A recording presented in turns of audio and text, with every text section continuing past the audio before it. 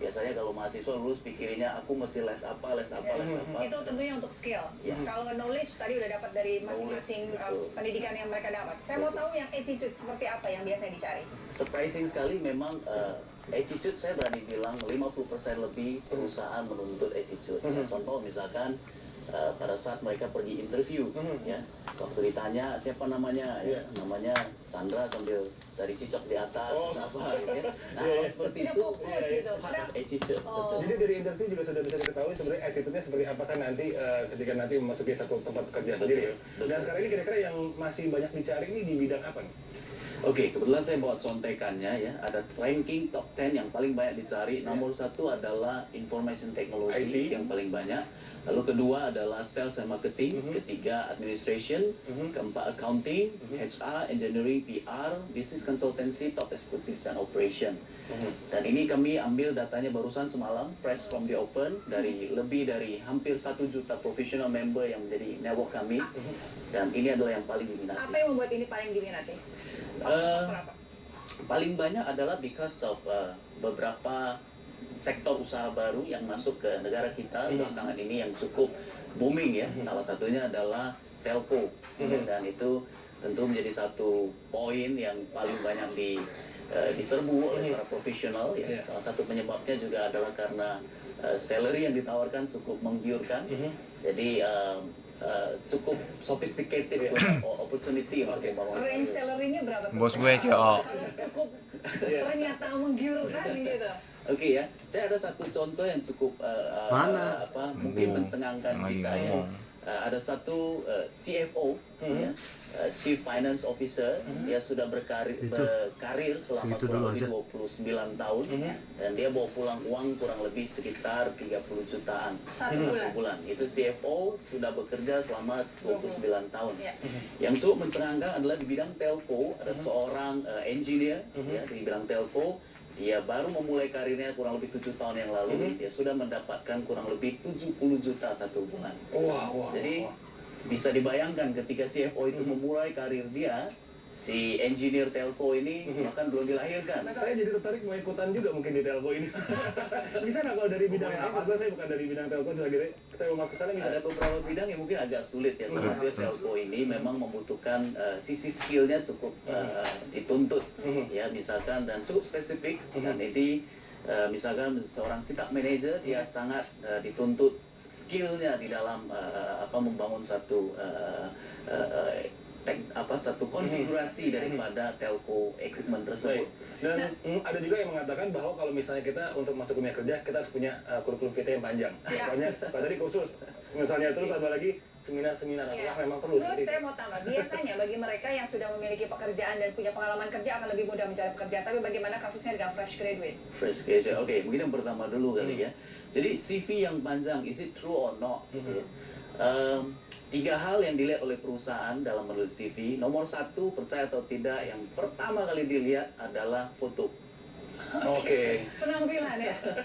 Ya, jadi misalkan gini, saya suka tanya kepada para HR yang menjadi klien-klien kami. Ketika mereka mendapatkan CV, para pencari kerja yang melamar, ketika mereka membuka CV ini, bagian apakah yang dilihat duluan? Ya, umumnya semua senyum-senyum dan bilang foto. Saya foto dulu ya. Selamat pagi, halo. Selamat pagi. Dengan Mas siapa atau Bapak siapa di mana? Saya Petro. Silakan Mas Petro. Ini kan saya mau nanya tadi yang biasa buat kerja itu persyaratannya apa aja ya Mas ya? Soalnya saya juga kan baru mau lulus SMA tuh, pengen tahu juga sih. Persyaratannya ya? Iya, baru nyalain TV kayaknya. Baru lulus SMA. Baru lulus SMA. Iya. Oke, mungkin lanjutin tadi dulu ya. Jadi 3 hal, yang pertama adalah foto yang paling dilihat pertama kali. Jadi kalau ditanya pengaruh atau tidak ya, saya bilang secara teori mungkin tidak pengaruh, tapi praktikal pengaruh. Ya. Lalu yang kedua adalah working experience ya. Jadi ketika banyak sekali para profesional yang bertanya pada saya, Pak, ketika saya tulis CV, apa yang harus saya tulis dulu ya? Secara normal paling banyak adalah personal information, something like that ya. Tapi nomor 1 yang saya pikir suka saya sarankan adalah working experience. Nah, ini ada hubungan dengan apa yang Mbak Desi tanyakan. Itu kalau yang sudah kerja, bagaimana kalau yang dia belum kerja dan baru lulus gitu ya. Nah, ketiga yang dilihat adalah satu yang menjadi added value terhadap, misalkan dia sebagai seorang fresh graduate, dia bisa menambahkan di situ, misalkan dia adalah lulusan satu university yang cukup terkenal, dia bisa tuliskan bahwa saya adalah seorang fresh graduate dari university ini, saya memiliki skill seperti ini, dan seperti ini. Dan nilai-nilainya juga yang tentunya menunjang ya. Jadi Nah, 3 hal itu yang paling banyak dilihat. kalau misalnya yang tadi dibilang, mungkin ini berkaitan dengan kadang-kadang kan ada yang fresh graduate bekerja, lalu mengambil pekerjaan yang tidak sesuai dengan background pendidikannya. Nanti saya sambung ya. Halo, selamat pagi. Selamat pagi.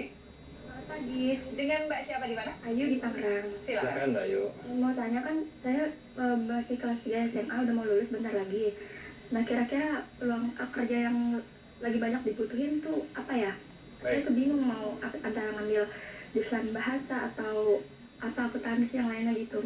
Baik. Terima kasih banyak Mbak Ayu. Seperti banyak sekali yang SMA ini sekarang udah langsung Udah mau mulai kerja. berpikir ya. Ya, kaitan tadi, baik karena banyak sekali mungkin mereka nanti ngambil jurusan, nggak taunya nanti lapangan pekerjaannya tidak, ya salah jurusan atau mungkin tidak sesuai gitu nanti. Mungkin bicara dari practically, saya melihat hal tersebut. Iya, orang Kalimantan. Kami melihat cukup banyak memang para fresh graduate, even S1, Rada Singlish. ya kuliahnya apa, kerjanya apa. Kayak Adi. Kayak Adi jadi presenter ya. Ya, jadi itu Deputy sudah terjadi, GM. memang sudah cukup lama terjadi. Nah, Ya. kalau ditanya apakah itu salah, saya pikir itu fact di lapangan dan itu yang terjadi. Nah, apa yang menjadi penyebabnya?